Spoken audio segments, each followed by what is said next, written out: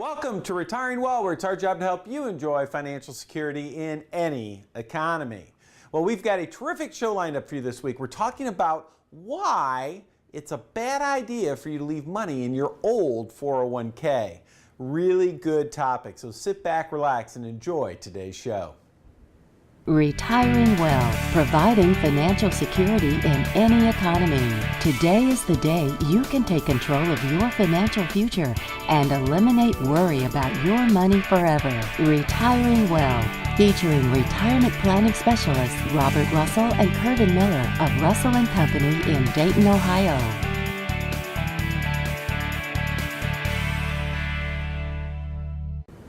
So why shouldn't you leave your money in your old 401k? What is wrong with that? Well, that's what you're going to hear about today. Going to be a terrific show. But before we jump into that, every week I like to remind you, why do we do this show? We do it because we deeply believe that you're getting some bad messages from the financial media.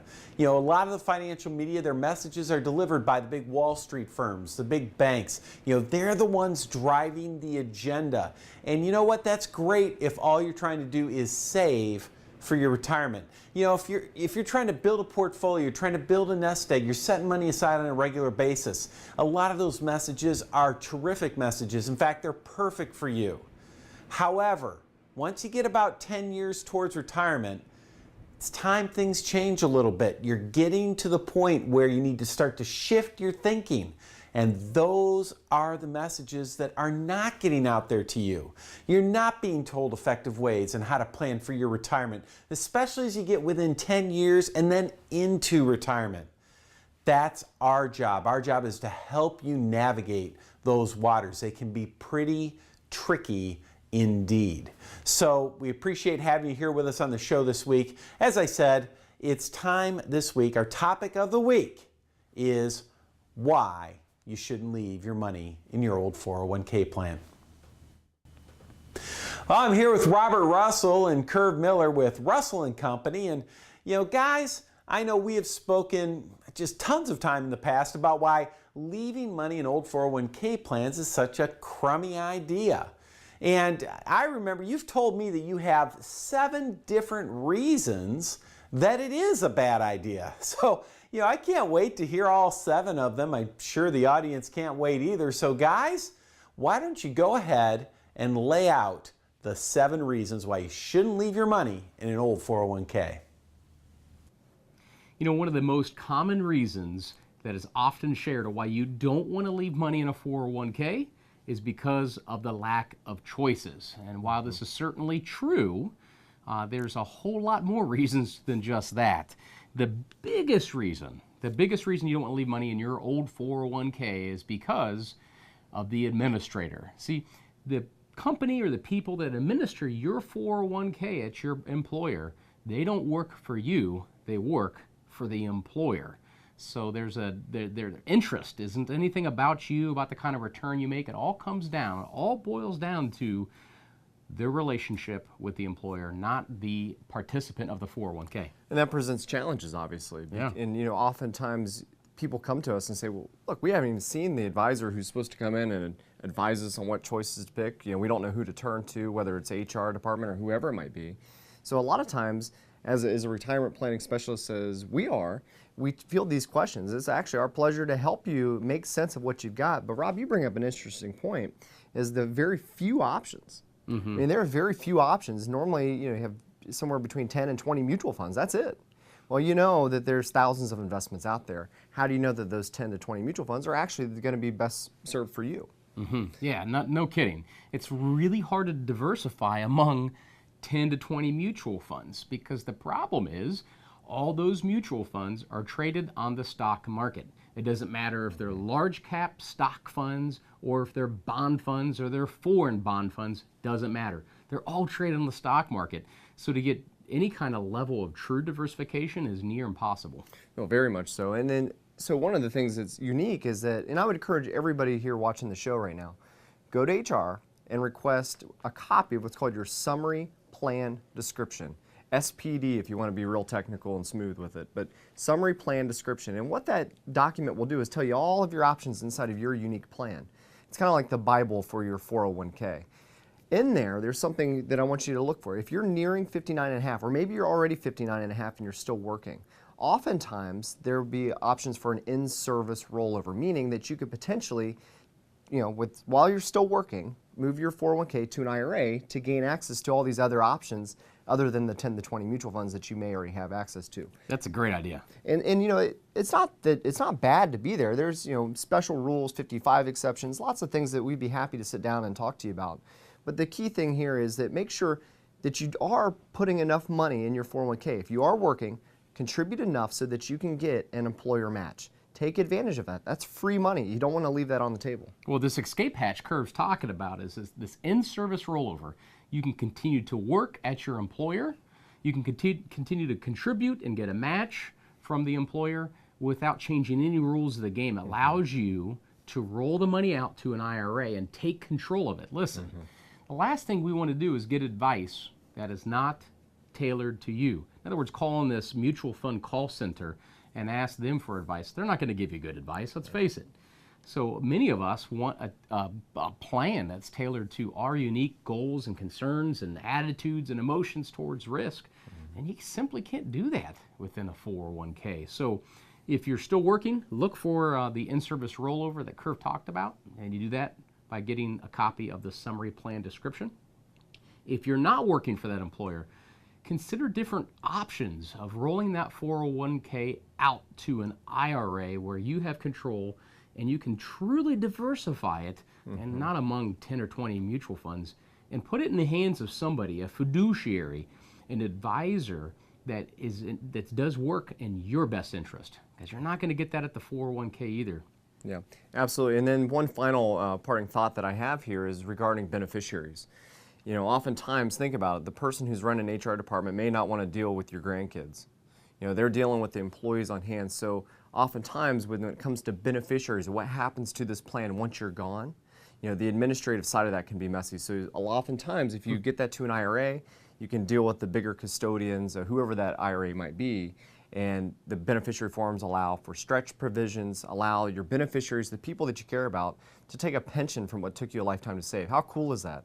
They're not going to grow up in a world with pensions, but you can potentially create that for them by getting it to an IRA and setting up your beneficiaries properly. So that's something also to keep in mind. So there's so many things about 401ks, lots of questions. We get them all the time. A lot of you I know feel like you're maybe just lost. If you have questions, give us a call. A number at the bottom of the screen. We'd be happy to help. Rob, Curve, loved the 7 reasons. That was fantastic.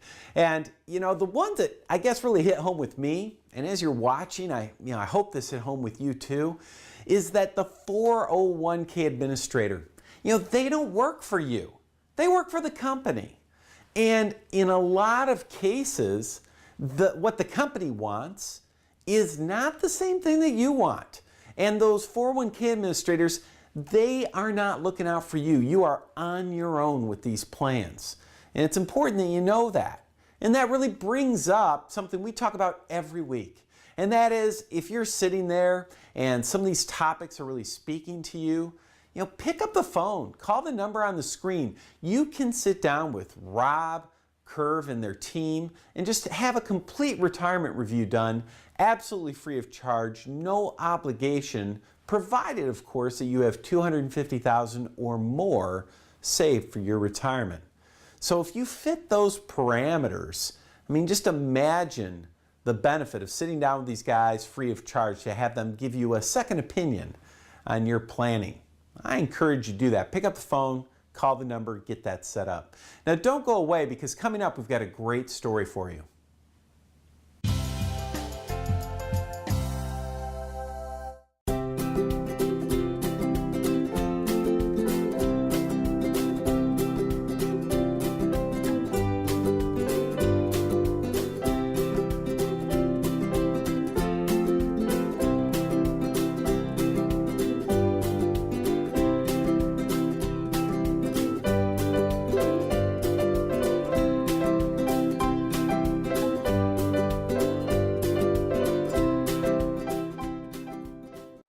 You're on the back nine heading for the clubhouse. Your dreams of spending time with family and enjoying retirement are just within reach. What happens if you end up in the rough? In these uncertain times, it's crucial to be prepared with sound advice. Russell & Company is one of the area's premier retirement planning specialists. For a complimentary consultation, call 1-800-392-4378. Russell & Company, helping you create a winning strategy.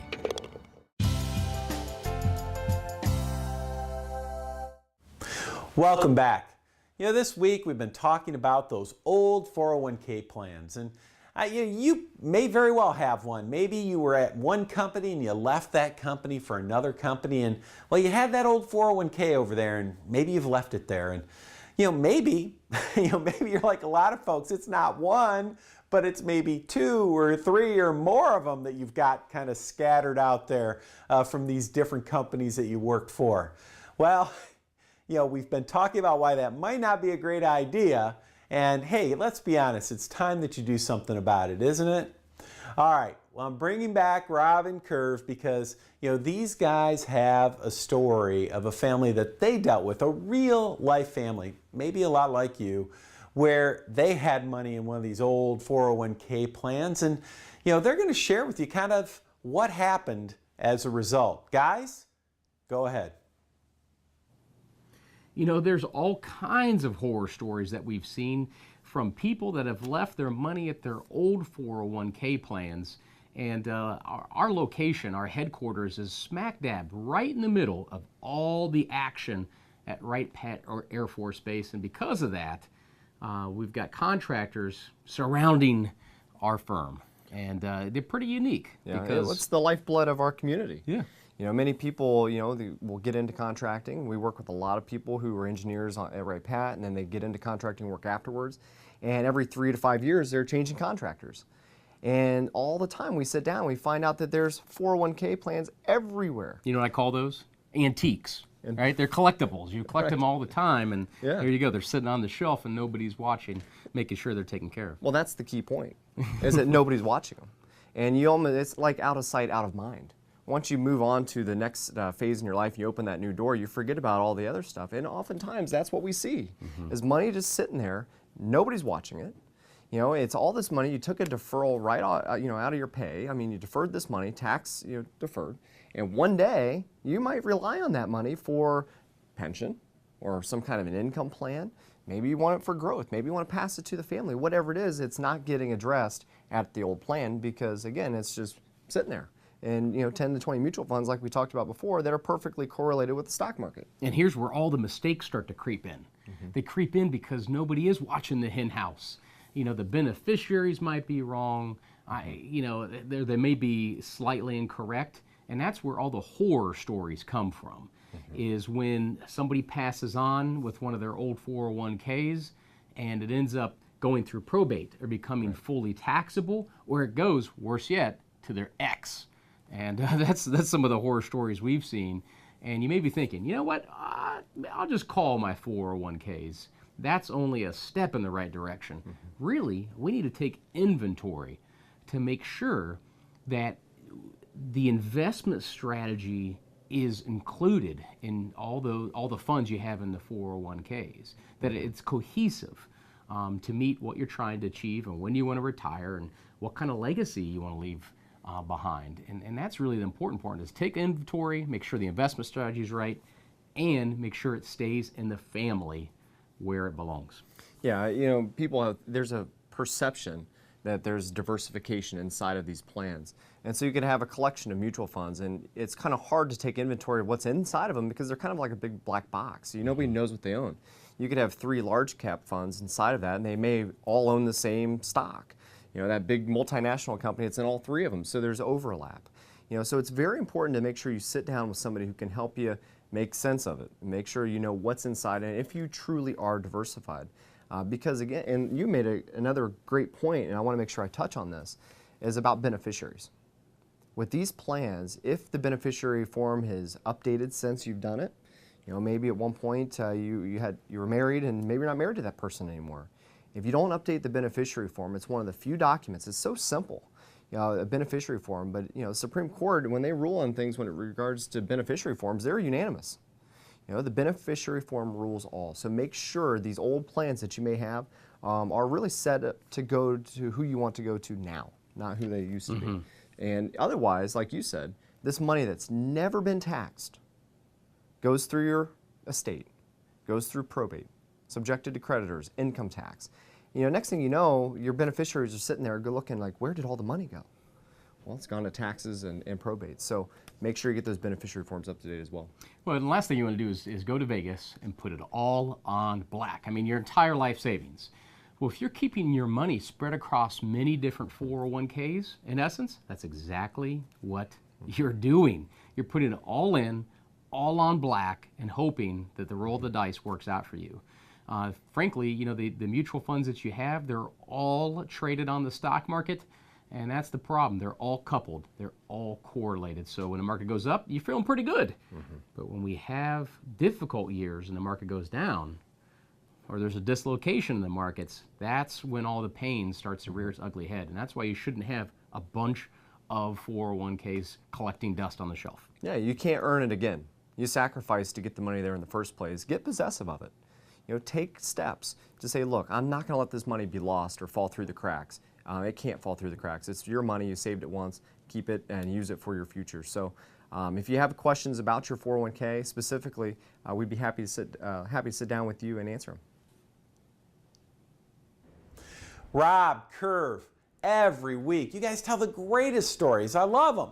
And folks, I don't know about you, but as I'm sitting here, I'm listening to their stories, all I could think of is, why would you leave your old 401k at that place? Why would you not just move it to an IRA? It's easy to do. There's no taxes.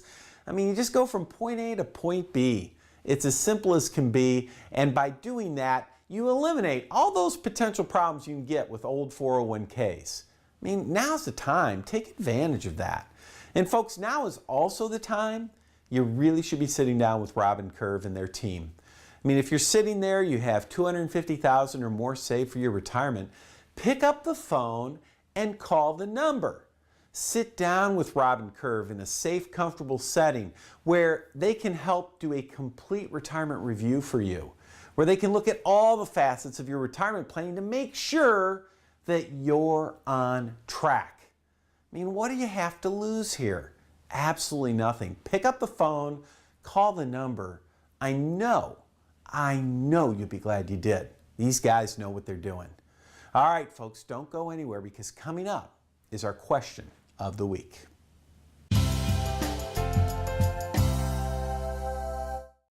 You're on the back nine heading for the clubhouse. Your dreams of spending time with family and enjoying retirement are just within reach.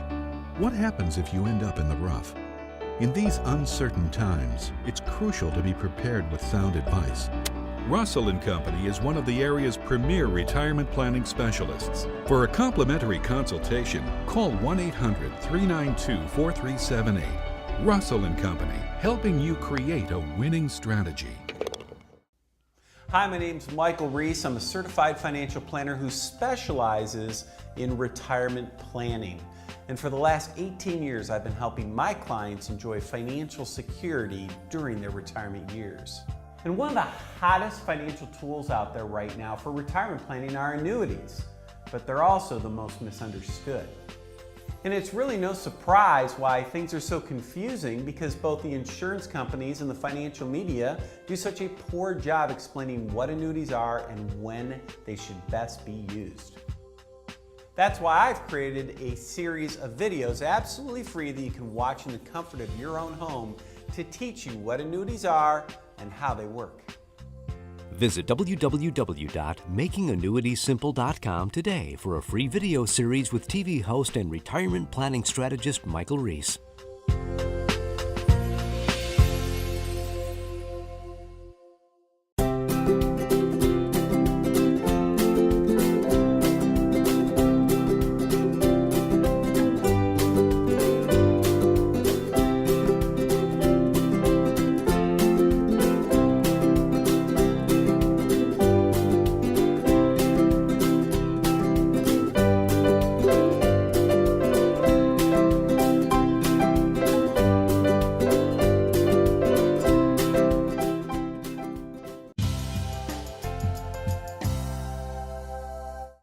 Welcome back. It's time for our question of the week.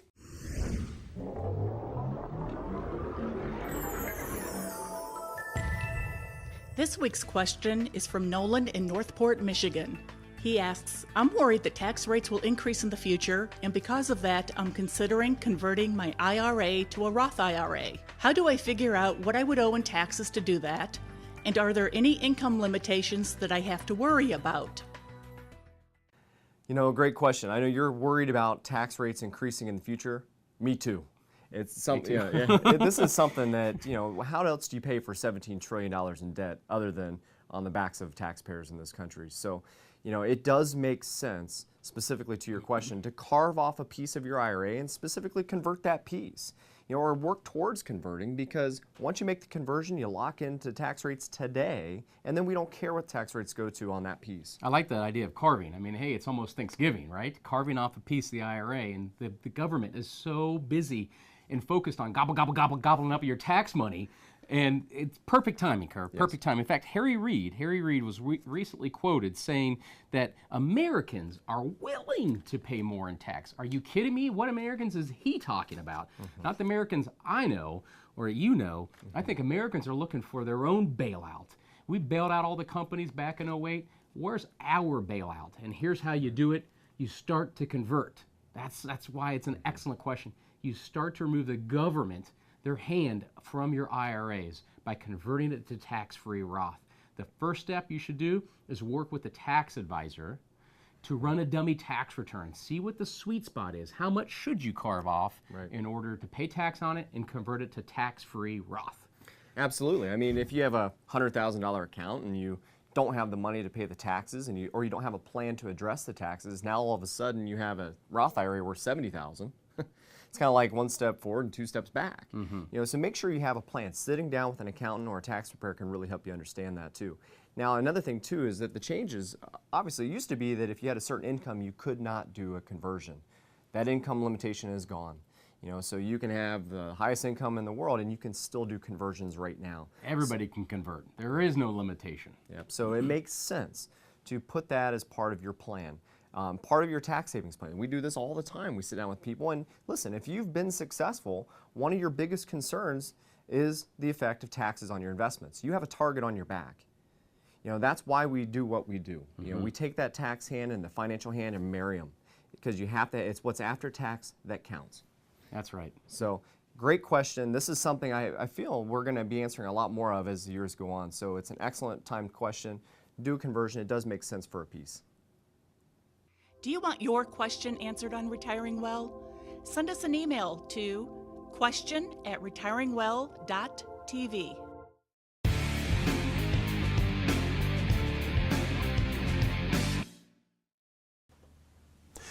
All right, folks, as we do every week, now it's my turn.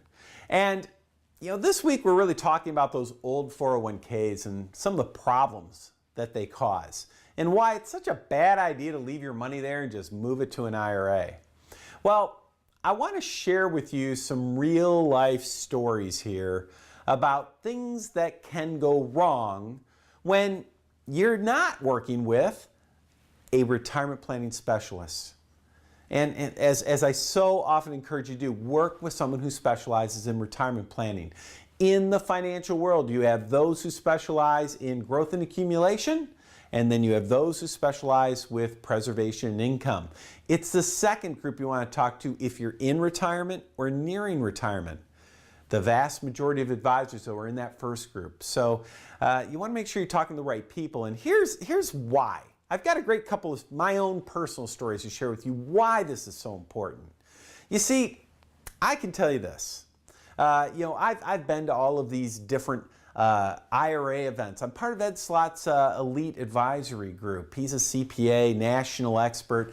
And, you know, I go to his events every now and then. And when you go to his events, you know, he shares these stories with you of the tax courts and the IRS and the Supreme Courts, and how what happens is these people, they do something, and usually working with someone who's not a retirement planning specialist, and they mess it up. And then they try to fix it, but they can't fix it, so they have to go to court, and then they're suing each other, and before you know it, it's a big big mess.